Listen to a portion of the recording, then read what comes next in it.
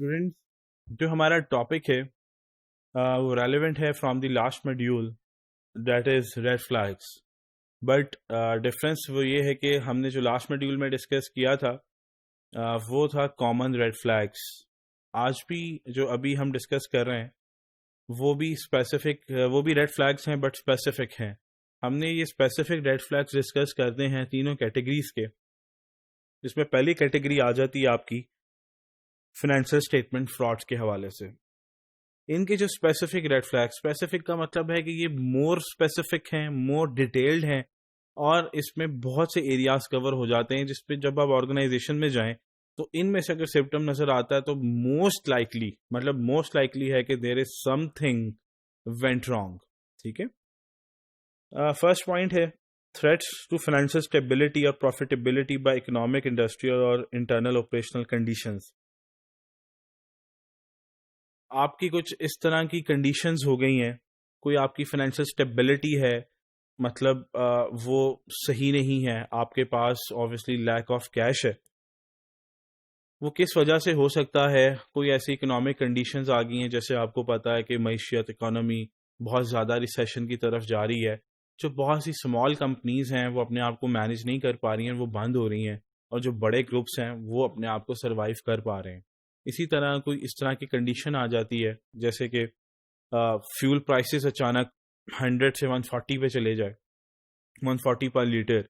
तो जो companies fuel के ऊपर चल रही हैं, जैसे कि आपके आईपीपीज हैं, इंडिपेंडेंट पावर परचेजर, ये जो बिजली बनाते हैं, या जो आपकी ट्रांसपोर्ट कंपनीज हैं, उनके ऊपर एक सिग्निफिकेंट इम्पैक्ट आता है फ्यूल प्राइस बढ़ने से। समझें कि उनका 40% प्रॉफिट अचानक कट ऑफ हो जाता है, तो उनके ऊपर एकदम से प्रेशर आता है कि हम अपनी कंपनी बंद करें, या फिर ऑब्वियसली कंपनी बंद करना it's not an easy decision. तो वो कोशिश ये करते हैं कि यार हम अपनी फाइनेंशियल स्टेटमेंट्स के अंदर कुछ इस तरह से पॉजिटिव पिक्चर दें कि लोग इसमें इन्वेस्ट करें। तो अगर कोई इस तरह की कंडीशंस हैं जो कंपनी के ऊपर डायरेक्ट इम्पैक्ट कर रही हैं, तो उस केस में आपने देखना है कि यहाँ पे कुछ मसला ना हो रहा, और उस कंपनी के पास सफिशिएंट फंड्स भी ना हो, तो ऑब्वियसली ये फिर अगर वो लैक कर रहे हैं, अगर उस तरह की इकोनॉमिक कंडीशंस हैं और कंपनी के ऊपर डायरेक्ट इम्पैक्ट कर रहा है, तो एक सिम्टम ये हो सकता है। सेकेंड है आपके पास excessive pressure on management to meet aggressive financial requirements.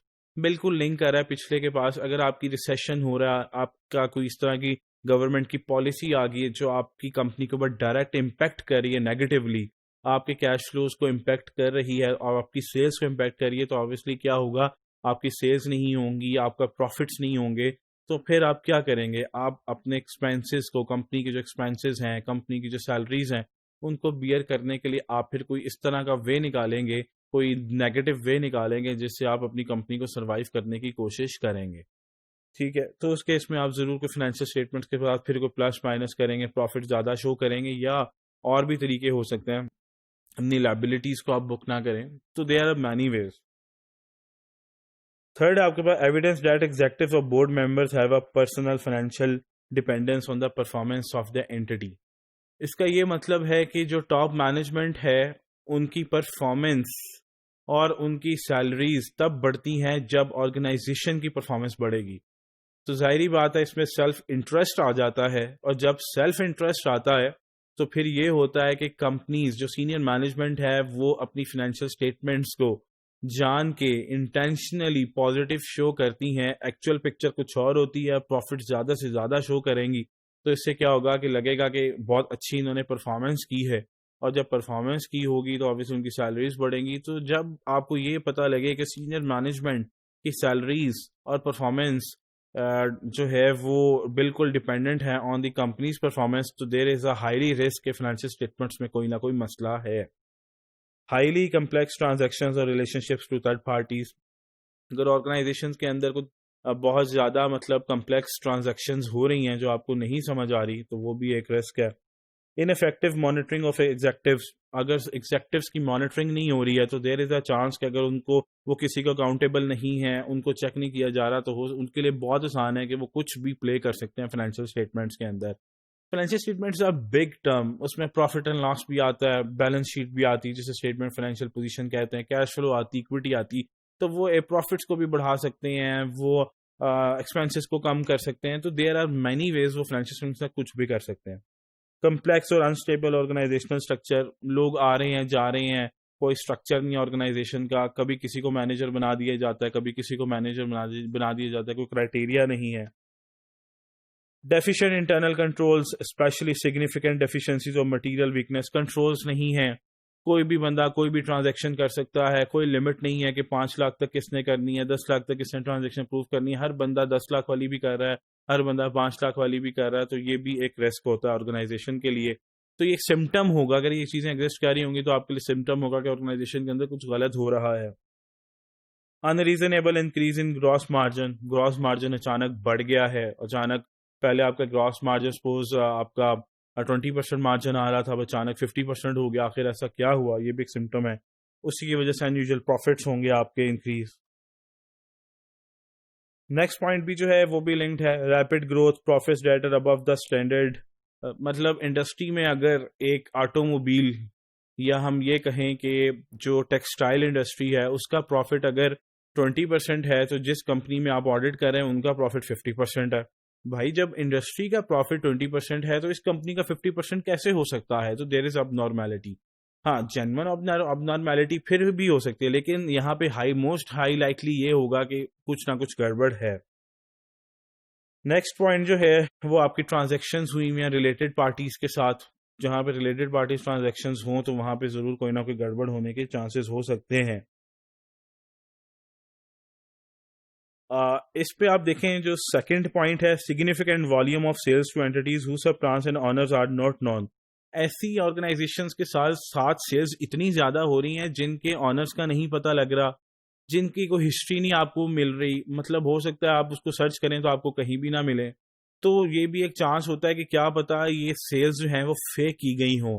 मतलब आपने क्या किया, आपने जान के शो कर दिया कि क्रेडिट सेल्स की हैं, तो वो आपने की किसी को भी नहीं है, तो आपने डेबिट रिसीवेबल्स कर दी और क्रेडिट सेल्स कर दी, तो सेल्स भी नहीं हुई, रिसीवेबल भी आपने खड़ा कर दिया, ना आपसे किसी से पैसे लेने हैं ना देने, तो रिसीवेबल खड़ा रहेगा, आर्टिफिशियली कंपनी की पोजीशन बहुत अच्छी शो होगी। Unusual growth in revenues by minority of business units, इसी तरह आप रेवेन्यूज को भी इंक्रीज कर सकते हैं, आप बढ़ाते जाएं करते जाएं तो रिसीवेबल्स खड़े करते चले जाएं। इसी तरह इसमें एक और आता है timing differences, excessive returns of merchandise specially returns in the first days of quarter और yearly। इसका ये मतलब है अगर कंपनी की अगर मैनेजमेंट की परफॉर्मेंस को इवेल्युएट किया जा रहा है 3 महीने बाद, तो मैनेजमेंट क्या करेगी, तीसरे महीना खत्म होने से पहले पहले सेल्स कर देगी, जेन्युइन सेल्स करेगी, लेकिन क्रेडिट सेल्स करेगी, सेल्स क्रेडिट हो जाएंगी, वो रिसीवेबल्स खड़ा कर देंगे और उन्होंने पार्टी को सामान दिया होगा। फिर उसके बाद जब अकाउंट्स रिव्यू हो गए, उनकी परफॉर्मेंस को वेल डन कर दिया गया और अगले ही महीने चौथे महीने के शुरू में उन्होंने वो सेल्स को क्या किया, रिटर्न करवा लिया, तो परफॉर्मेंस भी उनकी अच्छी चलेगी और चौथे महीने उन्होंने सेल्स को रिटर्न करा लिया। छठे महीने फिर इनकी परफॉर्मेंस रिव्यू होनी, छठे महीने फिर सेल्स उन्होंने पार्टीज को दे दी और जब पार्टीज को दी उन्होंने परफॉर्मेंस रिव्यू हुई, वापस उन्होंने फिर रिटर्न करवा ली सेल्स। तो जेन्युइन सेल्स के थ्रू भी ऐसे कर सकते हैं और फेक सेल्स के थ्रू भी आप ऐसे कर सकते हैं। फिक्टिशियस रेवेन्यूज, जैसे मैंने आपको कहा कि आप सेल्स करें ही ना, वैसे आप एंट्री पास कर दें, डेबिट रिसीवेबल्स क्रेडिट सेल्स।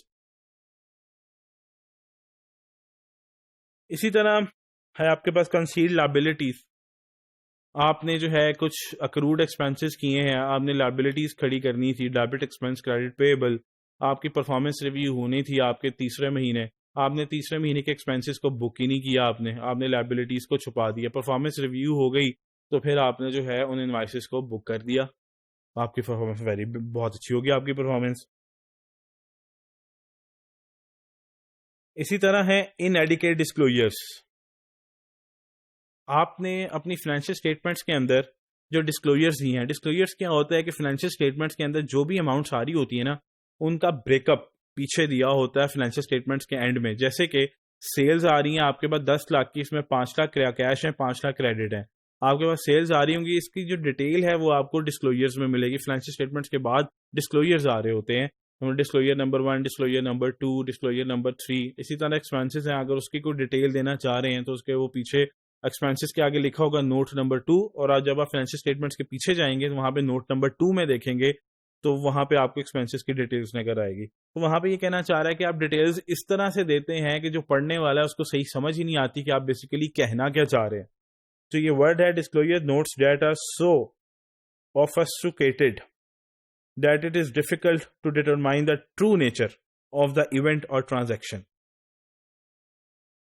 ये जो है ऑफस्केटेड का यही मतलब है कि मतलब कंफ्यूज्ड नोट आपने दिया है जिसको समझ ही नहीं पाया पढ़ने वाला।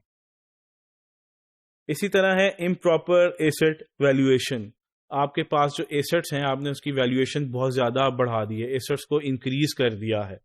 जैसे कि मैं जानता हूँ एक कंपनी को, उन्होंने क्या किया, गाड़ी उन्होंने ली सेकंड हैंड, लेकिन उन्होंने शो कर दिया कि हमने ये गाड़ी नहीं लिया। ऑब्वियसली सेकंड हैंड गाड़ी की प्राइस जो होती है वो कम होती है। उन्होंने शो कर दिया कि हमने बुक्स में कि हमने गाड़ी नहीं लिया और उसकी वैल्यू ये है, तो आपके एसेट्स क्या हो गए, ओवर वैल्यूड हो गए। इसी तरह उसी कंपनी ने एक प्लांट एंड मशीनरी इंपोर्ट की थी सेकेंड हैंड, प्लांट पूरा का पूरा सेकंड हैंड, और उन्होंने अपने डॉक्यूमेंट्स में शो किया, फेक डॉक्यूमेंट बना के हमने नया प्लांट खरीदा। तो उनकी जो प्राइस थी वो बिलियंस में थी और 50% प्राइस का फर्क था। खरीदा उन्होंने कम अमाउंट का था, डॉक्यूमेंट्स में उन्होंने नए उसकी प्लांट की प्राइस शो की जो कि 50% अबव थी फ्रॉम द ओरिजिनल कॉस्ट।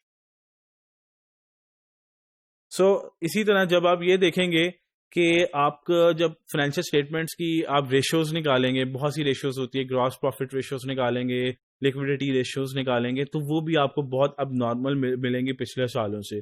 तो आपको वहीं पे नजर आ जाएगा, जब आप इन सारी चीजों को इकट्ठा करेंगे आपको खुद ही समझ आ जाएगी कि किस पॉइंट पे मसला है। तो ये आपको बहुत ज्यादा हेल्प करता है उस मसले को, उस फ्रॉड को, उस अनोमली को डिटेक्ट करने में। तो ये रेड फ्लैग्स को अगर आप अंडरस्टैंड करते हैं तो आपके जो जितनी भी असाइनमेंट्स होती हैं फोरेंसिक की, या एग्जाम में भी कोई सवाल आ जाता है आपके पास, तो आपको जो है वो सॉल्व करने में काफी ज्यादा आसानी मिलेगी।